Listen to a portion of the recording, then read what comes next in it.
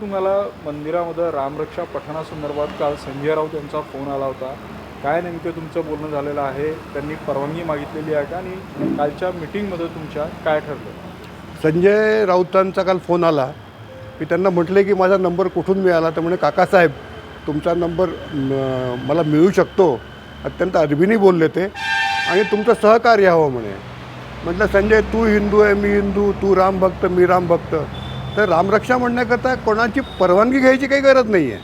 पण म्हटलं राम मंदिरात येऊन जर कोणी काही नारे लावले, कोणाला शिव्या दिल्या, भाषणं दिली, आंदोलन केलं, तर ते राम मंदिराचं पावित्र्य, कोणत्याही मंदिराचं पावित्र्य त्यांनी भ्रष्ट होतं. तर तेवढं तुम्ही करू नका. त्यामुळे नाही म्हणे आम्ही रामरक्षा म्हणायला फक्त येऊ, उद्धवजी येतील, रामरक्षा म्हणतील आणि नंतर जो कार्यक्रम आहे तो म्हटलं तुम्ही मंदिर परिसराच्या बाहेर घ्या. कारण रस्त्यावर जर कार्यक्रम घ्यायचा असेल तुम्हाला, तर काल युवा सेनेचे काही लोक आणि शिवसेनेचे काही जे उबाटाचे लोक ते आले होते. त्यांनाही सांगितलं की तुम्ही प्रॉपर प्रशासन आणि पोलीस यांच्याकडनं परमिशन घेऊन तुम्हाला जे आंदोलन करायचे, जे काय करायचं ते मंदिराबाहेर करा. पण बरं, या सगळ्या गोष्टींवर मग त्यांनी मान्यता दिलेली आहे आणि ते इथं आंदोलन करणार आहेत का? त्यांनी म्हटलं की आपण आज ते नागपुरात येतात आहे, उद्या आपण भेटू म्हणे काकासाहेब आणि आपण ठरवू. तर मी त्यांना हेच सांगितलं की तुम्ही आमचा तोच स्टँड आहे. काल आमची नेमकी मंथली मीटिंग होती विश्वस्तांची.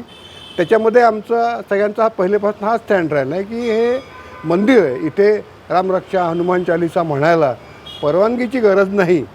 पण आमची एक अपेक्षा होती की जर यांचे 400-500 लोक येणार असतील, त्यांनी आम्हाला ऑफिशियली अजूनही इन्फॉर्म केलं नाही आहे. त्यांचं पत्र काही नाही. काल संजय राऊतचा फोन फक्त आला मला. पण इथे जर एखादा तेव्हाच कार्यक्रम राहिला असता, दोन्ही कार्यक्रम क्लॅश झाले असते, तर केव्हाही कार्यक्रम घ्यायचा असेल आणि तो जर 500-700, 1000-2000 लोकांचा असेल, तर त्यांनी आधी कळवायला हवं होतं, अशी फक्त आमची अपेक्षा आहे. पण कोणत्याही रामभक्ताचं रामरक्षा म्हणण्याकरता आमच्या राम मंदिरात स्वागत आहे. उद्धव ठाकरे आले तर त्यांचं स्वागत कराल? नाही, रामभक्तात राम मंदिरात जोही येतो त्या सगळ्यांचं स्वागत होतं. आता ही कंडिशन्स त्याच आहेत ना की इथे रामरक्षा पठण आणि कंडिशन्स रस्त्यावर कुठल्या कंडिशन काय कंडिशन्स? त्यांना सांगितलं आहे की तुम्ही इथे या, रामरक्षा म्हणा, आम्ही तुमच्यासोबत रामरक्षा म्हणू. पण त्याच्यानंतर तुम्हाला तुमचं जे काही आंदोलन करायचं आहे ते तुम्ही रस्त्यावर कुठे बाहेर, मंदिराच्या बाहेर कुठेही करा. खरं तर मंदिराला लागून सुद्धा एक मैदान आहे छोटं, त्या ठिकाणी सुद्धा त्यांनी काही विचारणा केली आहे का, मागणी केली आहे का? नाही, तिथे आता आपले मुख्यमंत्री जे आहेत त्यांचा 56वा वाढदिवस आहे म्हणून आपले माजी आमदार संदीप जोशी एक 56 कुंडी लक्ष्मी नरसिंह काहीतरी महायज्ञ करणार आहे. नरसिंह हे देवांचं त्यांचं कुलदैवत आहे. त्याच्यामुळे 56 जातीचे लोक 8:30 ते 11:30 शनिवारी तिथे 22 तारखेला 22 जुलैला बसून तिथे यज्ञ करतील आणि मग 12 वाजेनंतर त्याची तिथे पूर्णाहुती होऊन महाप्रसाद होईल.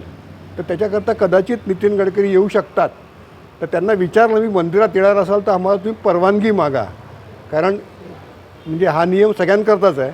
पण ते म्हणे आम्ही मंदिरात कोणीच येणार नाही आहे, आले तर लोक दर्शनाला येतील, पण त्याचा काही उत्सव किंवा कार्यक्रम आमच्या मंदिरात होणार नाही.